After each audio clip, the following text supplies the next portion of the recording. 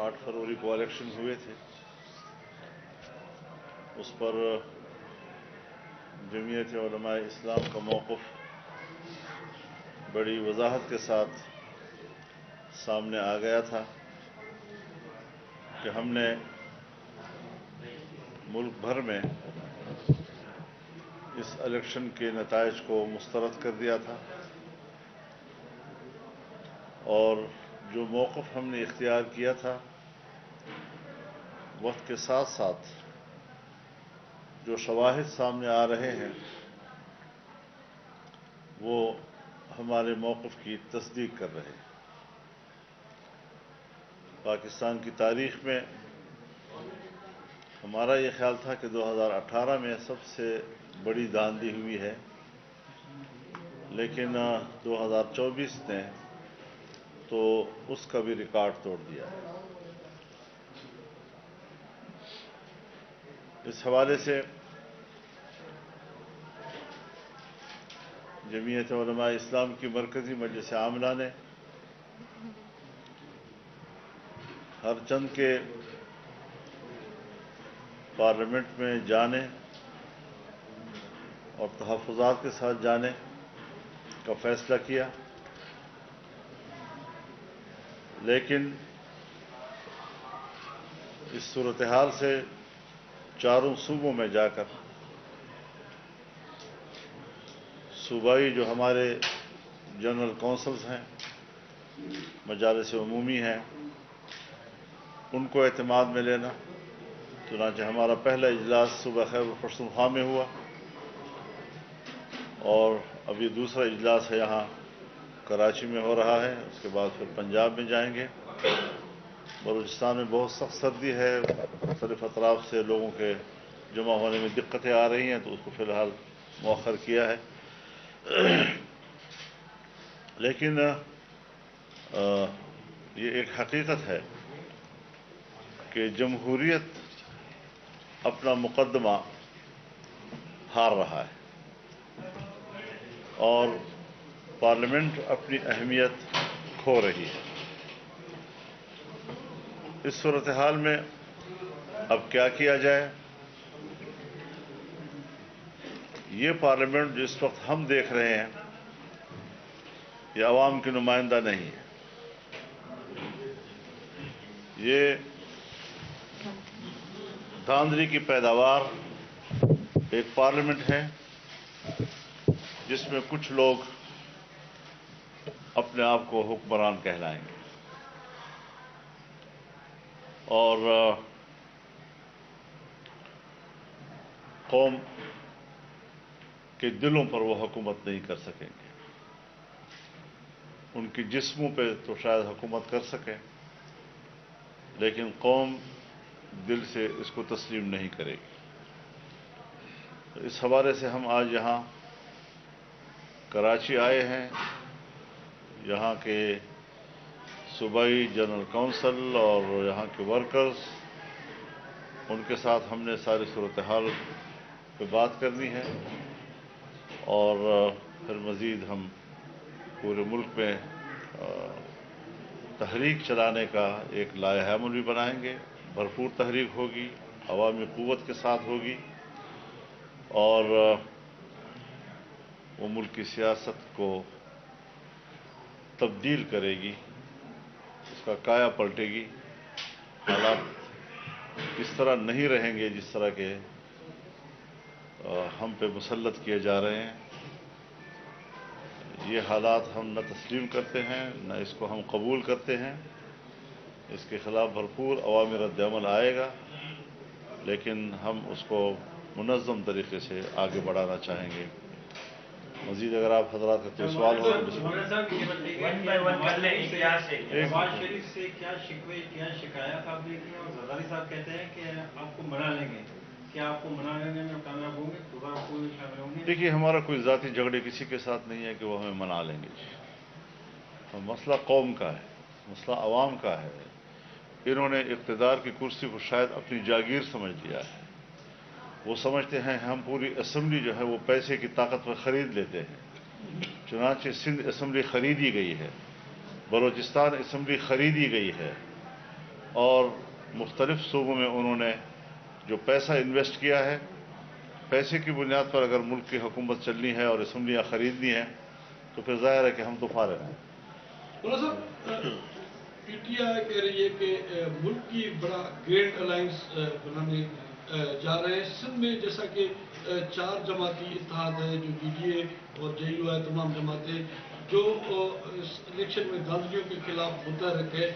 کل رات آپ کی جی ڈی اے کے رہنماؤں سے ملاقات ہوئی ہے، کیا سندھ میں اس جو احتجاج جاری ہے اس کو مزید وسیع تر بنایا جائے گا، اور گرینڈ الائنس جو بننے جا رہا ہے اس کے حوالے سے؟ دیکھیے، ابھی تک کسی گرینڈ الائنس کا کوئی اس وقت باضابطہ تجویز نہیں ہے۔ رات کو بھی ہمارے ایک دوست نے گھر کے کھانے پہ سب کو بلایا تھا، ملاقات ہوئی سب کے ساتھ، بڑی اچھی ملاقات رہی۔ تو یہ ملاقاتیں ہونی چاہیے، اس میں مذاکرہ ہوتا ہے، اس میں ڈیبیٹس ہوتی ہیں، حالات کو سمجھا جاتا ہے، اور یہ ہمیں اندازہ لگانا ضروری ہے کہ ہم آئین و قانون کے حدود میں رہتے ہوئے اپنا حق اظہار رائے استعمال کریں۔ اور اس وقت نوجوان نسل میں بہت زیادہ شدت آ رہی ہے، اور ملک کے اندر ایک نظریہ تو نہیں ہے، بہت سے لوگ اپنے نظریوں کے حامل ہیں۔ کچھ لوگ ویسے ہی اسمبلیوں سے مایوس ہیں، ایک زمانہ ہو گیا کہ مایوس ہیں، مزید ان کو اسمبلیوں اور جمہوریت سے مایوس کیا جا رہا ہے۔ ایک طبقہ وہ بھی ہے جو بالکل جمہوریت کو کفر سمجھتا ہے۔ ہم نے اس ماحول میں جمہوریت کے ساتھ کھڑے ہونے کا فیصلہ کیا۔ ہم نے آئین اور قانون کی روشنی میں جمہوریت کی تشریح کی اور لوگوں کو اس کی طرف آمادہ کیا۔ یہ ساری قربانیوں کے باوجود کون ہے جو ہمارے اس حق پہ ڈاکہ ڈالتا ہے؟ ہم کوئی ڈاکہ تسلیم نہیں کرتے۔ ہم ڈاکہ ڈالنے میں مجرم سمجھتے ہیں، لاکھ دفعہ وہ اسٹیبلشمنٹ ہو، لاکھ دفعہ وہ فوج ہو، لاکھ دفعہ وہ مسلح قوت ہو، لیکن جبر کو جبر کہا جائے گا، اس کو کبھی عدل تسلیم نہیں کیا جا سکتا۔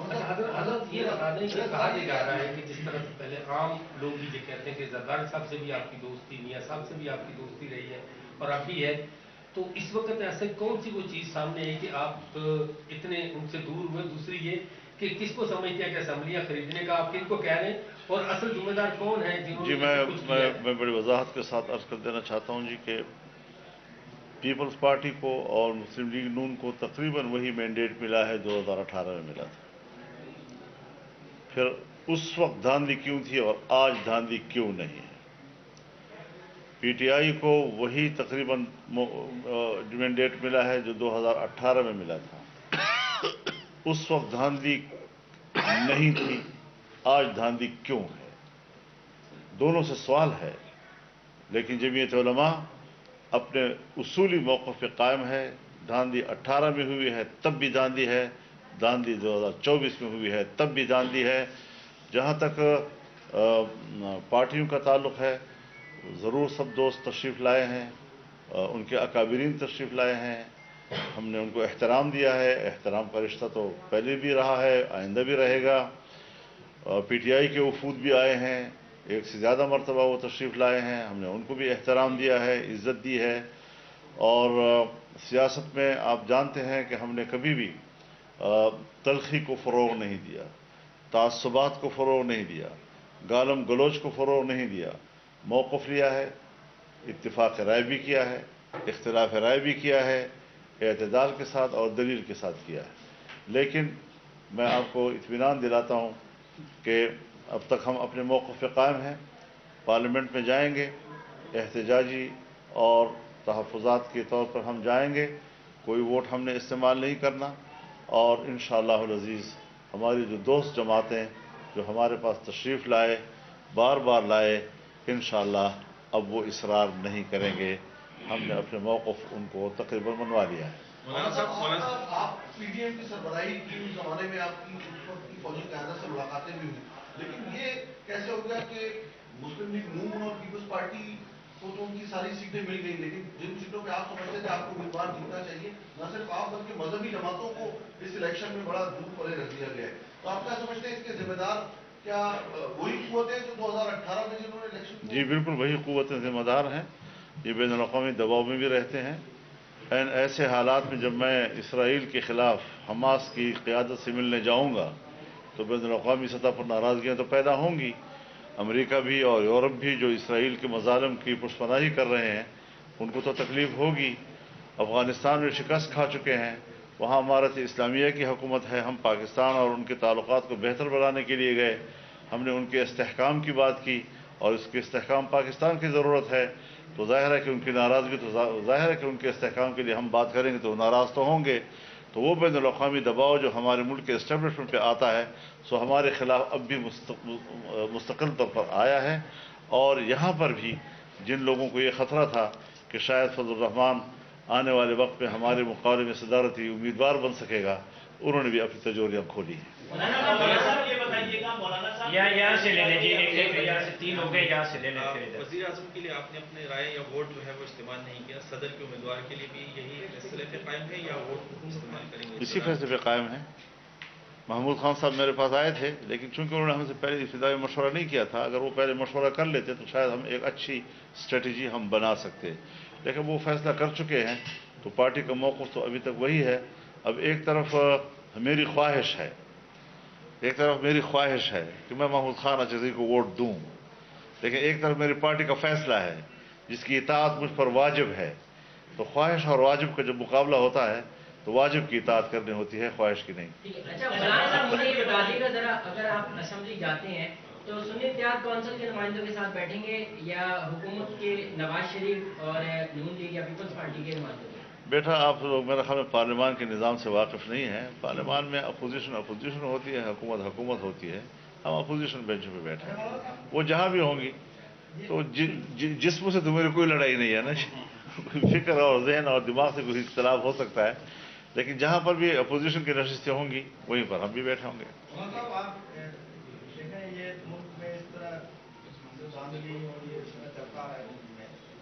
जो करते आ रहे हैं सालों से, आपको भी पता है, तो उसको किस तरह रोक सकते हैं आप? अवाम की हर कोई तो उसको हजरत उसके लिए दो चीज़ ज़रूरी है, एक अवामी बेदारी और एक सियासतदानों की कमिटमेंट।